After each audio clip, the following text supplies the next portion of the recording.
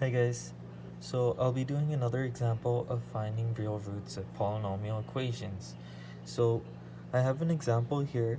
So the question states, solve the polynomial equation by factoring.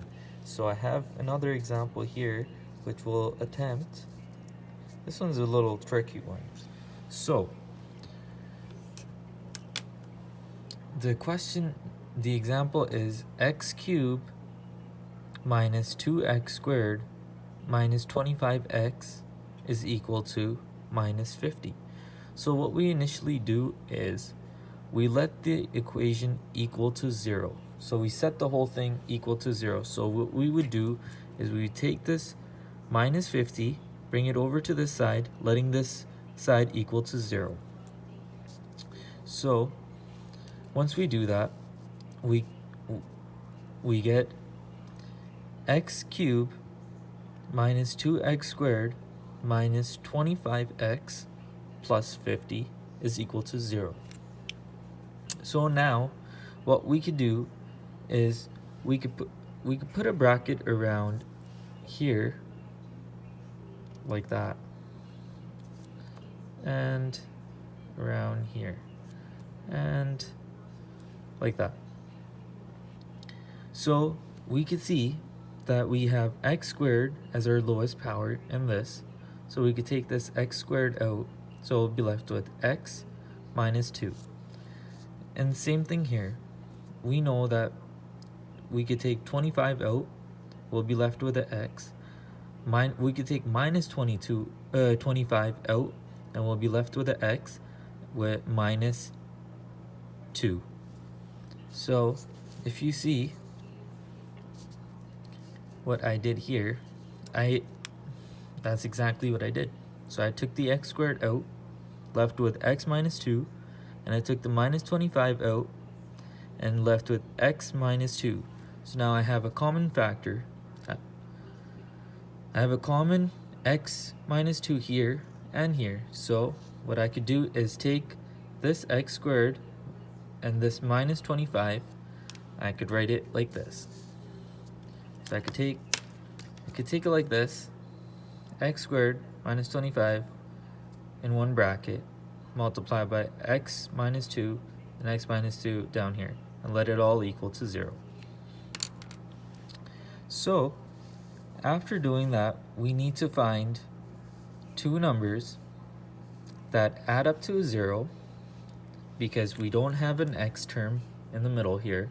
So we would want to factor this even simpler, so that'll allow us to get the real roots. And so we need two numbers that will multiply to give us 25 and add to give us 0. So as you can see, we have these two multiples. So we have 25 times 1 that does multiply to give us 25, but however, it does not give us a 0 when you add them. You would add or subtract them, you'll get 24 or 26.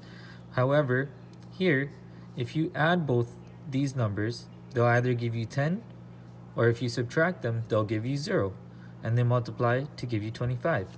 So now we have the two numbers that multiply to give us 25 and two numbers that add to give us 0.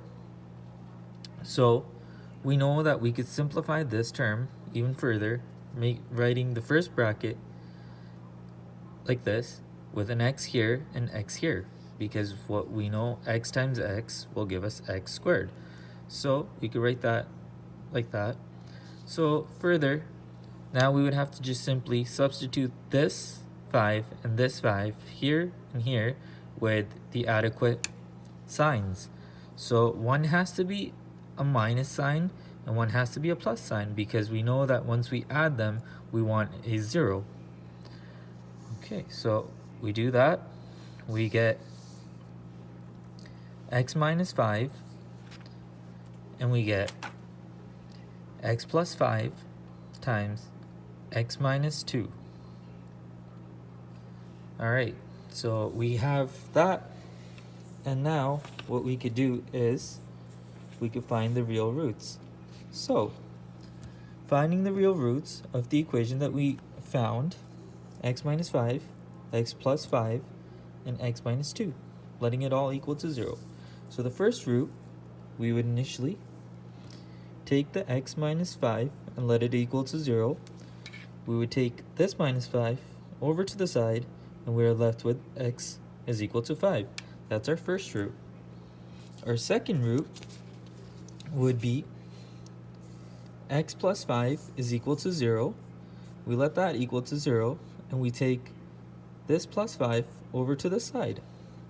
So we have our second root, and that is x is equal to minus 5. And our last root would be x minus 2 is equal to 0. So we would take this minus 2 over. We're left with x is equal to 2. That's our third root.